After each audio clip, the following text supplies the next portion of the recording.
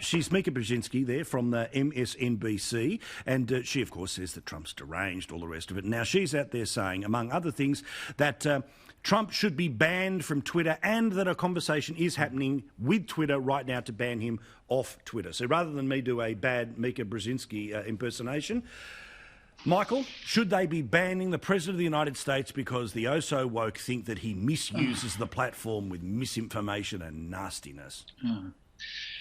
No, of course not. It's a ridiculous proposition. But does he make a lot of mistakes on Twitter? Yes, absolutely he does. And I don't think he quite understands the platform. That having been said, Paul, we all know Twitter is probably 10% centre-right and 90% centre-left. So when people say Twitter are outraged, but Twitter's always outraged because it's the left and the hard left deliberately being outraged to convince people that there's a lot of outrage they've created.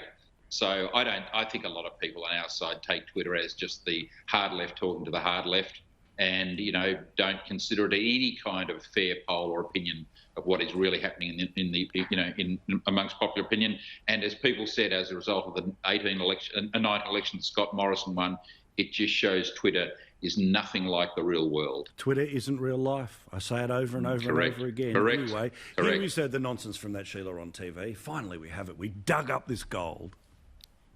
He's tweeting again, all sorts of crazy things. Once again, tweeting conspiracy theories about Joe, falsely accusing him of murder, talking about the death of a young staffer in his congressional office years ago, and calling him dangerous to walk the streets.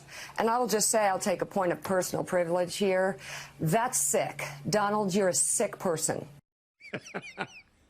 Oh, I laugh about all this because, of course, it's ridiculous about the murder thing, but they were all very together and pumped him up during the 2016 election, and now they get ratings out of bashing him up. Nicholas, if you were able to have total power, would you silence the great man? No, I wouldn't. I mean, look, do I think Donald Trump is doing more good or more harm to America from his tweets? I think he's doing more harm than good. But do I think he should be banned from the platform? No, he should tweet his, crooked, stupid little heart out, as far as I'm concerned. Bronwyn, people would love you on social media because you would just be fearless. You'd be bashing them away all day, but you've got other things to do. Yes, I do. And all I can say about this proposal is ban, stop free speech. That's the collectivist way. And, Michael, I stand by my statement about being first to say socialism back on the agenda, because after the wall came down, the word went out of parlance. It was all going to be the peace dividend.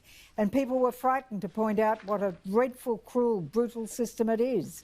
And I stand by the statement I made, and thank goodness people did and have caught on. Yeah, but Bronnie, you said you were the first, and the wall came down in '89, and Michael Hodgman was warning us about the Hawke socialist government from '83 onwards. So I make the point after the wall came down. She's the anti-socialist hipster. She brought it back.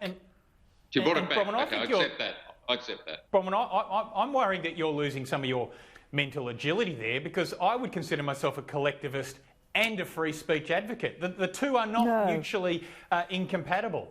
I happen to believe very strongly in both of those values. And Nicholas, I keep telling you, think before you open your mouth, because the bottom line is that indeed, if you're a collectivist, you are always prepared to sacrifice the individual to the collective, and that is precisely what banning is about.